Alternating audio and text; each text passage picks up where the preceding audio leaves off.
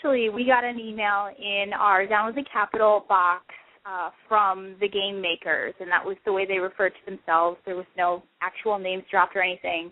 And Theresa had forwarded it to me because they asked for me specifically, which still weirds me out. I don't know why it was me or, why I was singled out, but they had said that they were willing to do an interview. So I wrote them back and said, of course, and you wanted to know if there was any stipulations. They said that the Capitol would grant us 3 questions, and so I spent kind of a day mulling it over and wondering kind of what the best questions would be.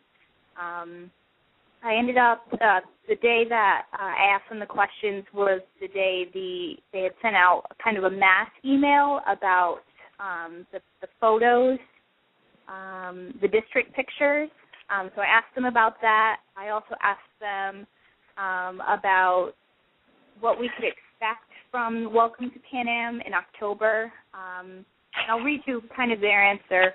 They said, although I cannot give details regarding the specifics of what is to come, I have prepared an answer for this question. October will begin a month that no district resident has ever seen before. The residents will be both excited yet terrified. Members who registered for Tesserae can expect to be split off from their fellow districts and be shown the reality of Pan Am. And then they actually gave a shout-out to the Capitol is watching by saying that Tumblr may have a primary goal to unite the districts, but I promise you that we will destroy this notion. We can tell you that residents will be very busy from October until March when the games really do begin. So it was really exciting. I did some research on what an ARG was before I contacted them, which is what they had said that their fan site was. And for anybody not familiar with the term, an ARG is kind of an interactive role-playing game that is run through one website, but where the participants kind of direct the general story, the narrative of the game. Awesome. And so then, like, the next day or 2 days later, all of the sites were taken down. At welcometopanem.com and hungergamestesserae.com, a message was put up that said this website has been removed by request of Lionsgate Films. And then at the Mellark Bakery website, a message was placed that said, Lionsgate bought all of our bread, and now we can't sell anymore. So the sites just kind of disappeared overnight. And Courtney, maybe you can sort of tell us what the fan community's reaction has been. Everyone was super upset, including me, because I thought this did nothing but great things for the Hunger Games movie, because everyone was getting really excited about it. It had a countdown and everything. It said, see you in March, kind of, because that's when the Hunger Games movie comes out.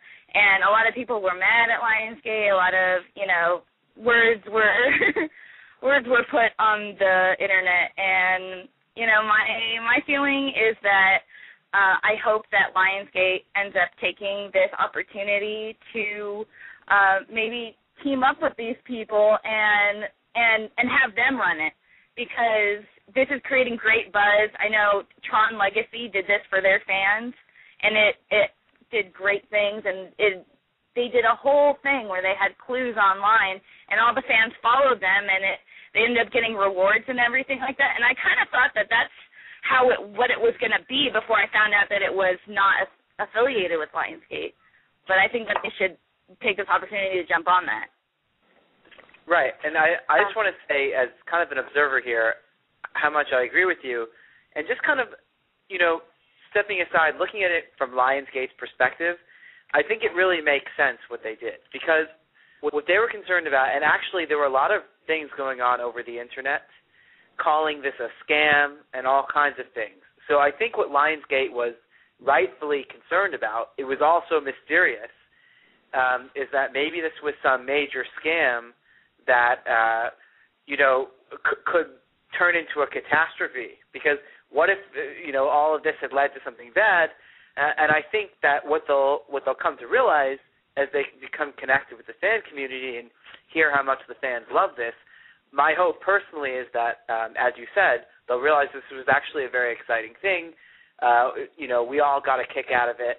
I had a lot of District 5 pride, and that, if anything, it's a tremendous boon for the film, not anything taking away. So call me optimistic. I'm hoping we'll see it back again or something like it. But, I just want to give a big hand to the mysterious people, whoever they are, who did put that together, because it was very cool, and it also seems like they're handling this whole thing in a very classy way.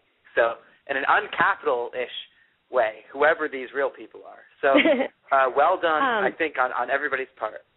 Well, I'm actually really excited because it sounds like there's going to be an alternative in case those websites maybe don't come back. But we've been hearing a lot about a new website, PanemPress.com. It says that it's a fan-made, in-character, creative writing and role-play educational experience, which will take place over the few months leading up to the movie release in March. So I'm not really sure what it's going to be. It sounds like it's going to be sort of like, well, it's called Panem Press, so I'm assuming it's going to be kind of like a newspaper with articles published that are written from the perspective of the Capitol and of district citizens. And if you go to their website, panempress.com, they're actually taking applications for writers and for editors. So this could be like a really cool thing.